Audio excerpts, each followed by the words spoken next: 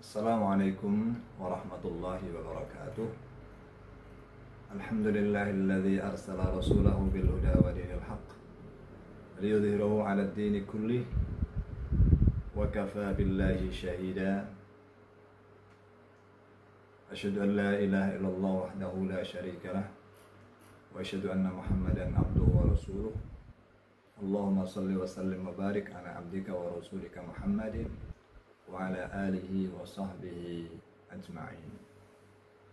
Amma ba'du, para pemirsa sekalian, setelah kita membahas pada episode kemarin tentang perbandingan antara agama-agama yang lahir dari masyarakat manusia atau agama-agama bumi yang merupakan hasil dari pemikiran, tradisi, dan kebudayaan manusia, dan di pihak lain yaitu ada agama-agama samawi yang muncul dan lahir sebagai wahyu pemberian Allah Subhanahu wa Ta'ala yang disampaikan kepada para nabi dan rasul yang dipilihnya untuk dijadikan pedoman bagi masyarakat atau umat manusia.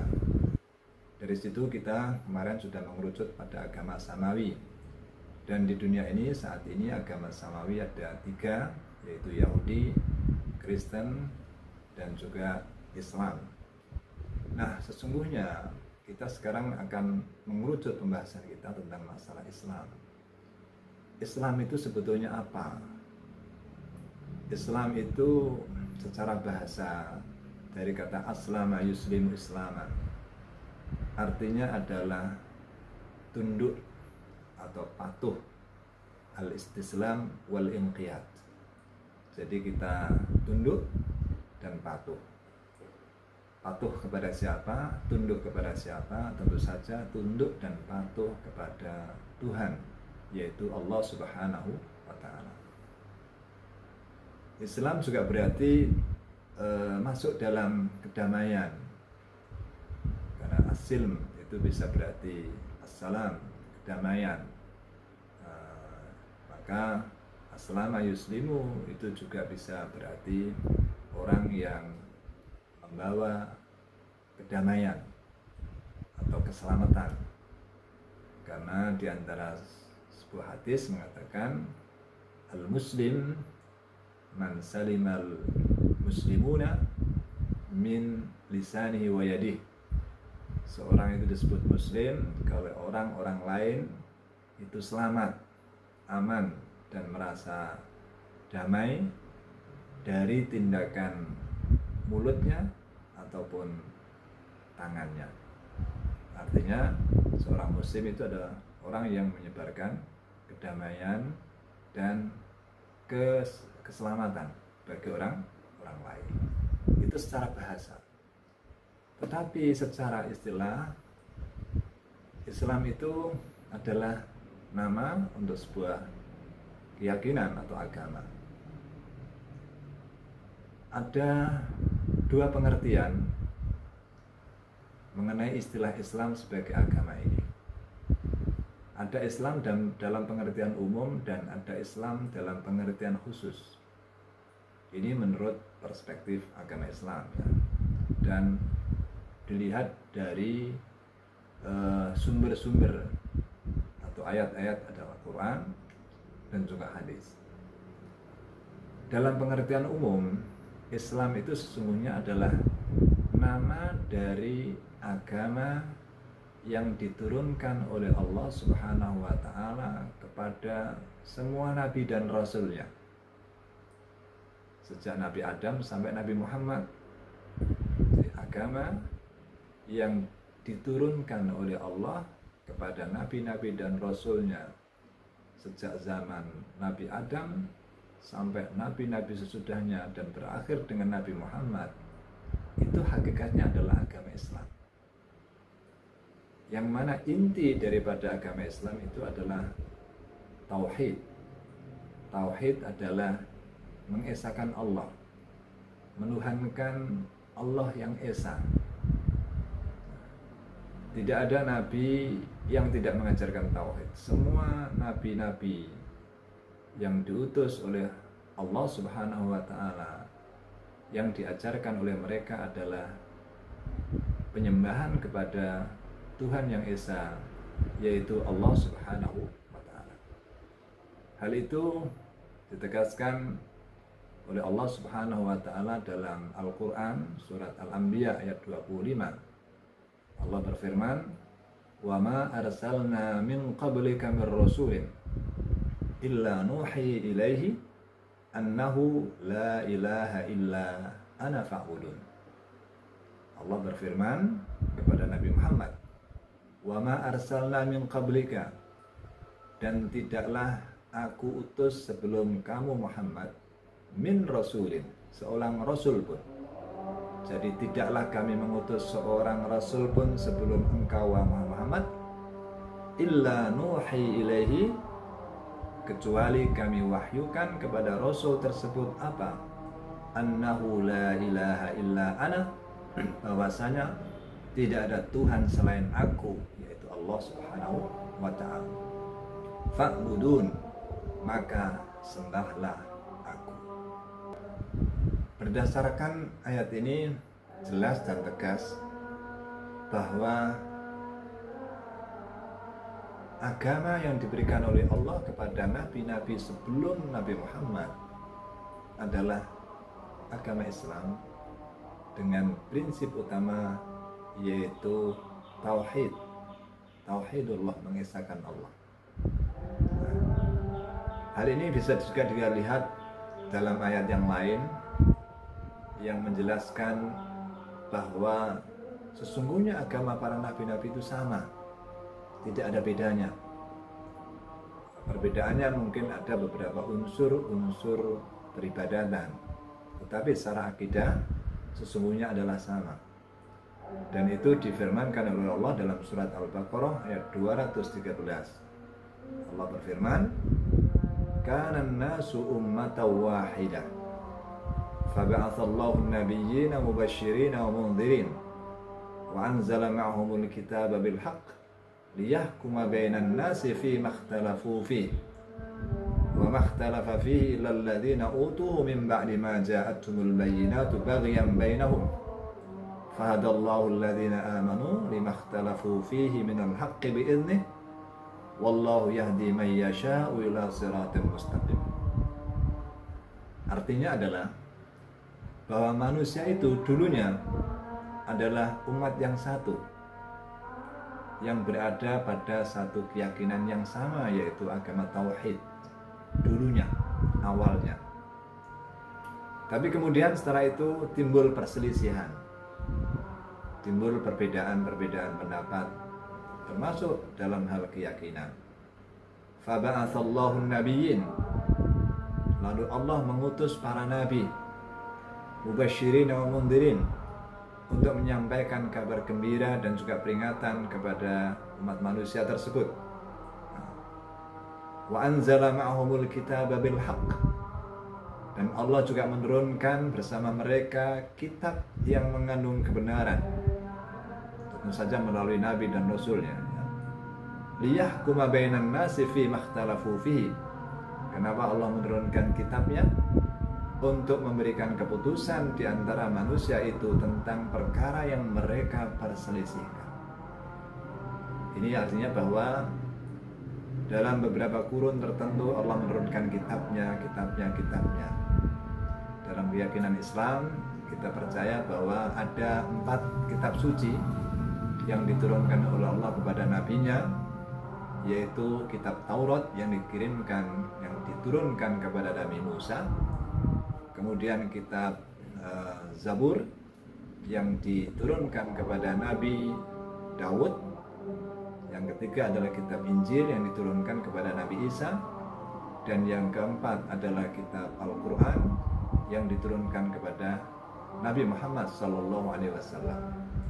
Artinya kitab itu diturunkan pada zaman-zaman tertentu sesuai dengan kebutuhan dan perkembangan zaman tersebut, terutama ketika perkembangan masyarakat mengalami perubahan, mengalami kemusyrikan, ada fenomena kekufuran, fenomena penyimpangan, sehingga hadir Nabi kembali untuk meluruskan keyakinan-keyakinan yang salah tersebut, praktek-praktek keagamaan yang salah tersebut untuk bisa kembali kepada jalan yang benar.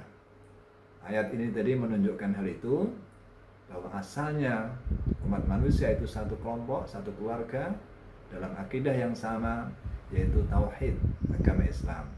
Tapi kemudian bersamaan dengan perkembangan dan perjalanan waktu, akhirnya muncul kelompok-kelompok, perbedaan-perbedaan pendapat, dan bahkan mungkin penyimpangan-penyimpangan dari ajaran yang benar tadi, sehingga Allah perlu menghadirkan rasul-rasul selanjutnya untuk memberikan pencerahan, untuk memberikan peringatan, untuk menyampaikan kebenaran melalui kitab suci yang diturunkan oleh Allah kepada umat manusia tersebut, untuk menyelesaikan perselisihan-perselisihan, perbedaan-perbedaan pendapat yang mungkin terjadi di kalangan masyarakat tersebut. Liyahkuma bainan nasi fi makhtalafu fi, untuk memberikan keputusan terhadap persoalan-persoalan yang mereka perselisihkan. Siapa yang berselisih dalam urusan-urusan itu?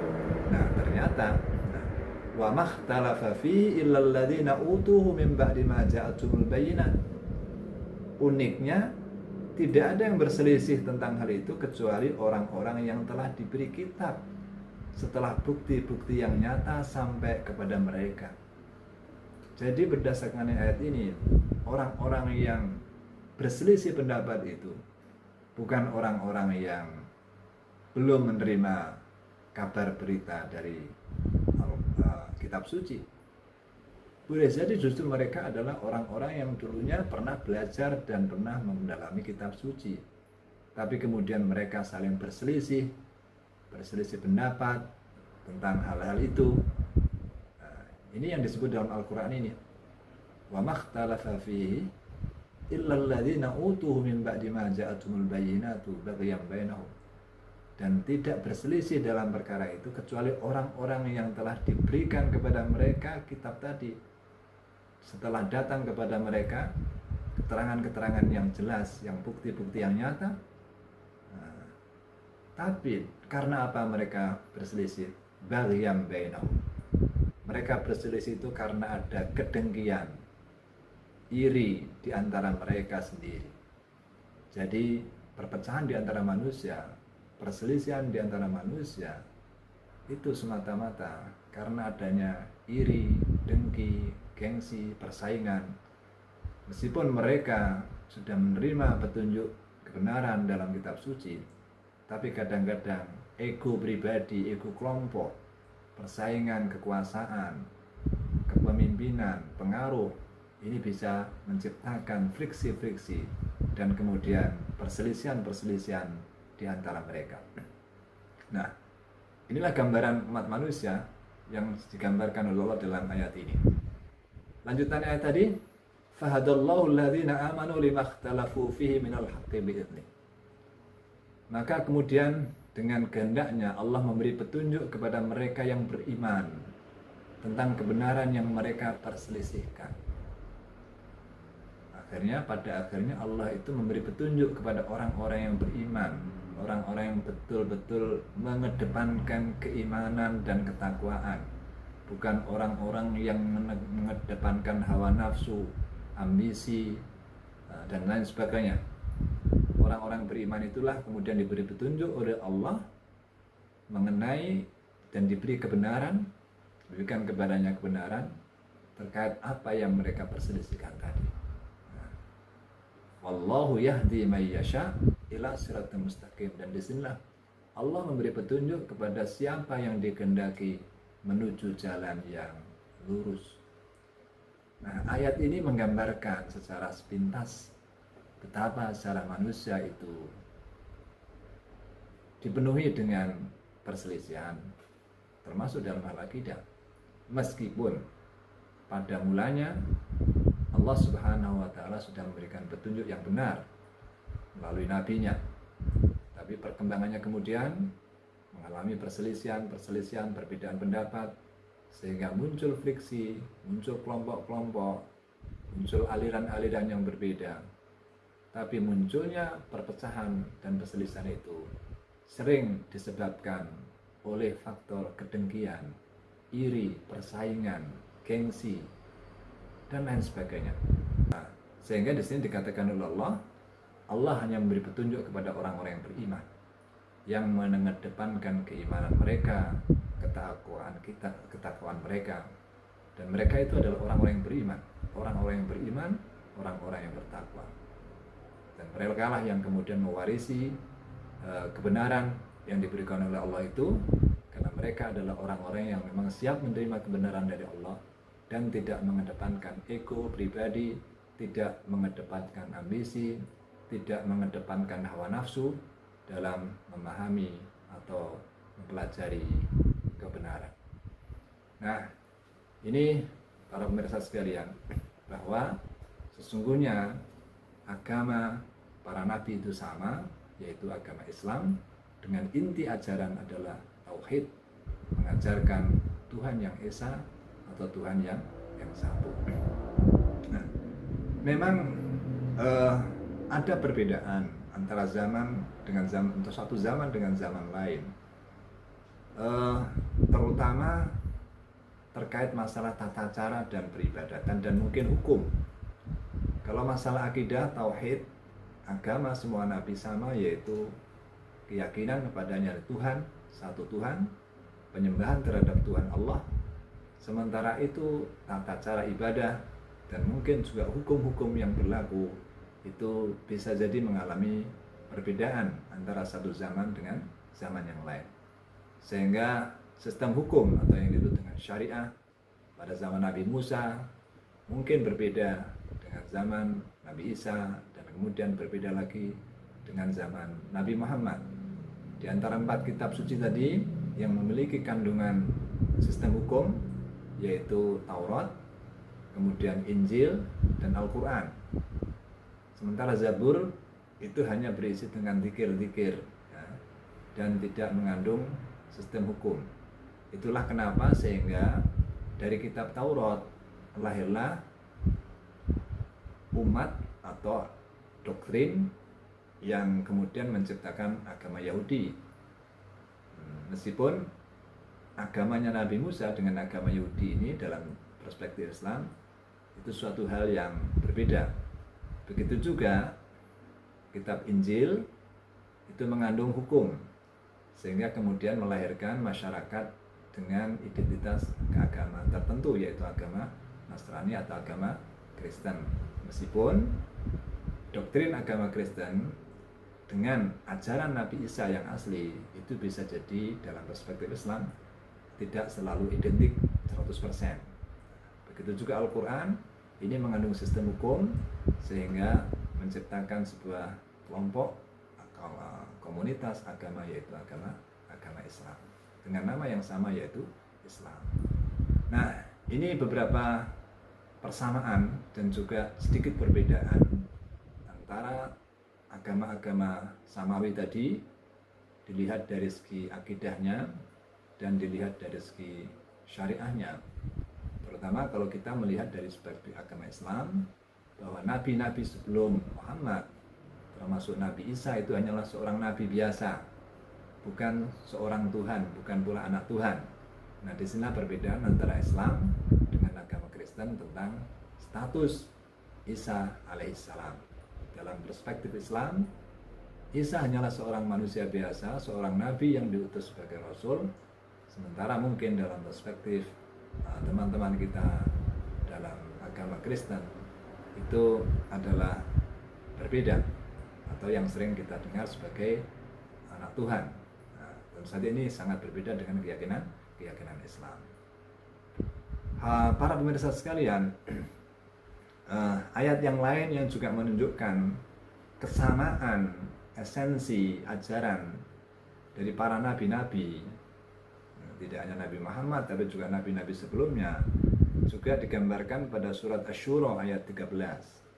Allah berfirman, "Syara'a lakum minad din ma wassa bihi Nuha walladzi auhayna ilaika wa ma wassayna bihi Ibrahima wa Musa wa Isa an aqimud dina wa la tatafarraqu fi kabur 'alal musyrikina ma tad'uuhum ilaih Allahu yastabi ilaihi man yasha'u wa yahdi ilaihi man yunib."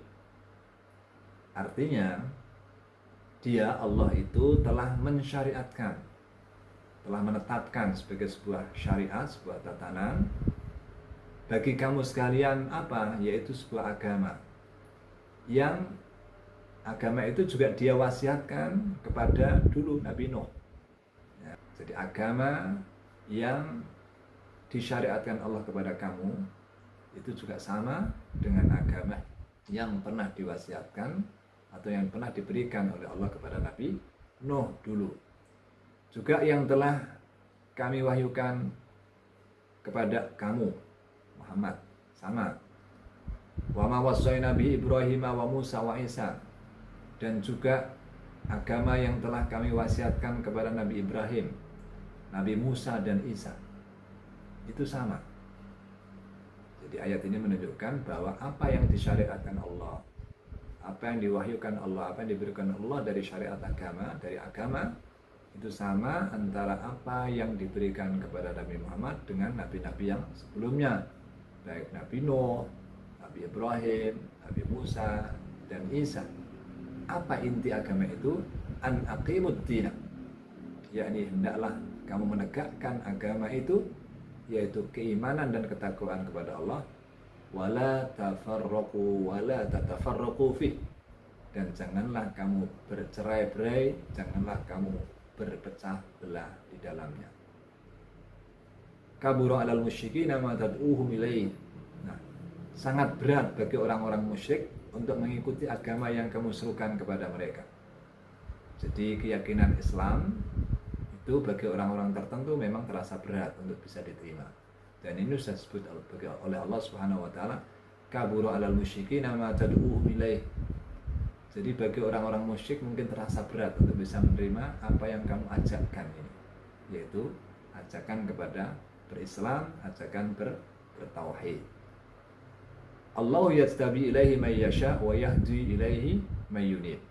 Tapi Allah memilih orang yang dia kehendaki pada agamanya dan memberi petunjuk pada agamanya bagi orang yang kembali kepadanya.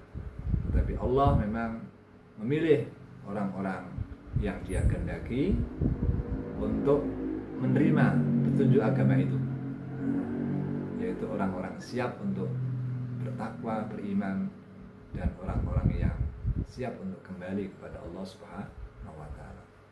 Jadi ayat ini menggambarkan bahwa apa yang diajarkan oleh Allah kepada Nabi Muhammad dari agama itu juga sama dengan apa yang dulu diberikan kepada Nabi Nuh, Nabi Ibrahim, Nabi Musa, juga Nabi Isa, dan nabi-nabi yang lain. Tidak ada perbedaan. Sedikit perbedaannya mungkin pada tata hukum maupun syir'ah, tata cara peribadatan dan sebagainya. Walikulin ja'alna minkum syir'atan wa minhaja. Dan masing-masing memang masing-masing kaum, masing-masing umat kami ciptakan bagi mereka syir'ah. Syir'ah itu semacam tata hukum, wa minhaj, tata cara beribadah yang mungkin berbeda antara satu zaman dengan zaman yang lain. Nah, kemudian ketika Islam itu datang, akhirnya Islam itu menjadi penyempurna dari ajaran-ajaran yang sudah sebelumnya disampaikan oleh Allah kepada umat-umat terdahulu melalui nabi-nabi pada zaman dahulu.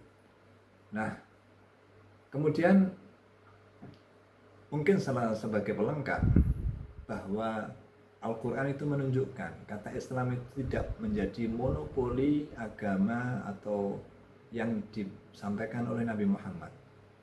Seperti saya katakan tadi, bahwa Islam dalam pengertian umum itu adalah sebuah istilah bagi agama yang pernah diturunkan oleh Allah kepada nabi-nabi dan rasul semuanya, dari zaman dahulu sampai Nabi Muhammad.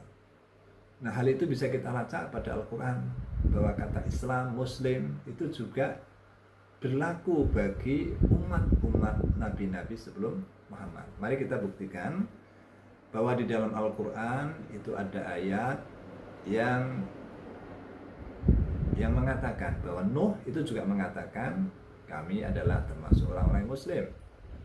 Nuh berkata, wa umirtu an akuna minal muslimin. Ini adalah ayat Al-Quran yang menerangkan perkataan Nuh. Wa umirtu, kata Nuh, dan aku diperintahkan anakuna minal muslimin, untuk menjadi bagian golongan orang-orang yang muslim, berserah diri kepada Allah. Begitu juga Nabi Ibrahim, dalam ayat Al-Quran yang menggambarkan Nabi Ibrahim, idh qala lahu rabbuhu aslim qala aslamtu li rabbil alamin, yaitu ketika Tuhannya berkata kepada Ibrahim, aslim, berislamlah engkau wahai Ibrahim. Kemudian Ibrahim mengatakan, aslamtu li rabbil alamin, aku berislam, aku tunduk dan patuh kepada Tuhan semesta alam. Ini terdapat pada surat Al-Baqarah 131. Kemudian Ibrahim, Nabi Yakub juga berwasiat kepada anak-anaknya. Apa wasiatnya? Fala tamutunna illa wa antum muslimun. Wahai anak-anakku, janganlah kalian mati kecuali dalam keadaan Islam, kecuali sebagai muslim. Ini terdapat pada surat Al-Baqarah 132. Kemudian Yakub ini juga ketika memberi wasiat kepada anak-anaknya, yaitu generasi sesudahnya, mereka mengatakan, jadi mereka juga muslim. Misalnya, na'budu ilahaka wa ilaha abaika Ibrahim wa Ismail wa Ishaq ilahu wahida wa nahnu lahu muslimun. Ketika anak-anak mereka, kata Yakub bertanya kepada anak-anaknya, ma ta'buduna min ba'di, apa yang akan kamu sembah sesudah matiku nanti? Mereka menjawab, na'budu ilahaka, kami akan menyembah Tuhanmu, wahai ayahku, wa ilaha abaika, juga Tuhan ayah-ayah engkau, seperti Ibrahim, Ismail, Ishaq, ilahu wahidah, yaitu Tuhan yang esa, Allah subhanahu wa ta'ala. Wa nahnu lahu muslimun, dan kami semuanya tunduk atau berislam kepada Tuhan yang satu tersebut. Itu pada surat Al-Baqarah 133. Kemudian pada ayat yang lain, Musa juga mengatakan kepada kaumnya untuk berislam. Ya qaumi, in kuntum amantum billah fa alaihi tawakkalu in kuntum muslimin. In kuntum muslimin. Wahai kaumku, jika kamu betul-betul beriman kepada Allah, maka bertawakallah kepadanya. In kuntum muslimin, jika kamu adalah orang-orang muslim, jika kamu adalah orang-orang yang berislam, jika kamu adalah orang-orang yang tunduk dan patuh kepada Allah subhanahu wa ta'ala. Ini terdapat pada surat Yunus ayat 86. Begitu juga Ahwariyun, para murid dan pengikut Isa, mengatakan, amanna billah wa syahid bi anna muslimun, kami percaya kepada Allah dan saksikanlah bahwa sesungguhnya kami semuanya adalah orang-orang muslim, orang-orang yang tunduk kepada Allah. Surat Ali Imran ayat 52. Dan begitu juga sekelompok ahli kitab, mereka mengatakan, qalu amanna bihi innahul haqqu min rabbina inna kunna min qablihi muslimin. Mereka berkata, kami percaya kepadanya, sesungguhnya dia itu maha benar, sesungguhnya kitab suci Al-Quran itu benar dari Tuhan kami, inna kunna min qablihi muslimin, dan kami dulunya, sebelumnya juga orang-orang yang muslim, orang-orang yang tunduk dan patuh kepada Allah subhanahu wa ta'ala. Ini terdapat pada surat Al-Qasas ayat 53. Jadi ayat-ayat Al-Quran sangat banyak sekali dan menunjukkan bahwa nabi-nabi, orang-orang yang muslim pada zaman dahulu menyebut dirinya muslim, juga berislam. Ini artinya dengan kata lain bahwa kata Islam itu adalah sebuah agama yang dipeluk bukan saja oleh umat Nabi Muhammad, tapi juga oleh umat nabi-nabi terdahulu. Karena hakikatnya Islam itu adalah agama tauhid yang diajarkan oleh para nabi-nabi sejak zaman dahulu sampai Nabi Muhammad Sallallahu Alaihi Wasallam. Hanya saja kemudian Islam yang dibawa oleh Nabi Muhammad ini menjadi pelengkap, penyempurna, dan mungkin juga dalam ukuran tertentu menjadi semacam pelurus untuk bisa meluruskan kembali apa-apa yang menyimpang dari agama-agama tauhid yang dulunya diajarkan oleh Nabi, itu diluruskan kembali. Jadi selain sebagai penyempurna dan pelengkap dari syariat dan ajaran para nabi-nabi sebelumnya, Islam dan Al-Quran itu juga punya fungsi dan kedudukan sebagai untuk meluruskan kembali hal-hal yang mungkin telah bengkok, untuk meluruskan kembali hal-hal yang mungkin sudah menyimpang dari ajaran yang dulu diajarkan oleh nabi-nabi sebelumnya. Sehingga yang terbaik untuk menerima dan mencari kebenaran tentu saja adalah agama terakhir, yaitu wahyu, kitab terakhir atau agama Islam yang bersumber kepada kitab terakhir, kitab suci terakhir yang diturunkan oleh Allah Subhanahu wa taala kepada nabinya, yaitu kitab suci Al-Qur'an yang diturunkan kepada Nabi Muhammad sallallahu alaihi wasallam. Sehingga dengan begitu Islam yang dibawa oleh Muhammad adalah menjadi representasi dari Islam yang mudah-mudahan diridhoi oleh Allah Subhanahu wa taala dan Islam yang diterima oleh Allah Subhanahu wa taala. Karena sebagaimana di dalam Al-Qur'an dikatakan innad dina indallahil Islam. Sesungguhnya agama yang diterima di sisi Allah adalah Islam. Pada ayat yang lain, wa may yabtaghi ghairal islami dina falan yuqbala minhu wa huwa fi sabi wa fil akhirati minal khasirin. Barang siapa yang mencari agama selain Islam, maka falan yuqbala minhu, tidak akan diterima darinya, dan dia di akhirat kelak termasuk orang-orang yang merugi. Terus pada ayat yang lain, surat Al-Maidah ayat 3, Allah mengatakan bahwa Islam adalah agama yang diridhoi oleh Allah. Al-yawma akmaltu lakum dinakum wa atmamtu alaikum ni'mati wa raditu lakumul Islam madina. Hari ini aku telah sempurnakan bagimu agamamu dan telah aku cukupkan nikmatku, yaitu nikmat agama. Wa raditu lakumul Islam madina, dan telah aku ridhoi bagi kamu Islam sebagai agama. Ini artinya bahwa sebuah statement, pernyataan atau sebuah keputusan dari Allah Subhanahu wa taala yang menegaskan bahwa agama Islam yang dibawa oleh Nabi Muhammad SAW adalah agama yang diridhoi oleh Allah Subhanahu wa taala, dan insya Allah agama yang benar, yang akan diterima oleh Allah Subhanahu wa taala, yang menjadi pedoman bagi kita dan seluruh umat manusia sampai akhir zaman. Demikian yang bisa kami sampaikan pada kesempatan ini, mudah-mudahan bermanfaat bagi kita semuanya. Kalau ada kekurangan itu semata-mata karena kekurangan saya pribadi. Kalau ada yang benar itu adalah karena bimbingan Allah Subhanahu wa taala. Aqulu qouli hadza wal afu minkum. Wassalamualaikum warahmatullahi wabarakatuh.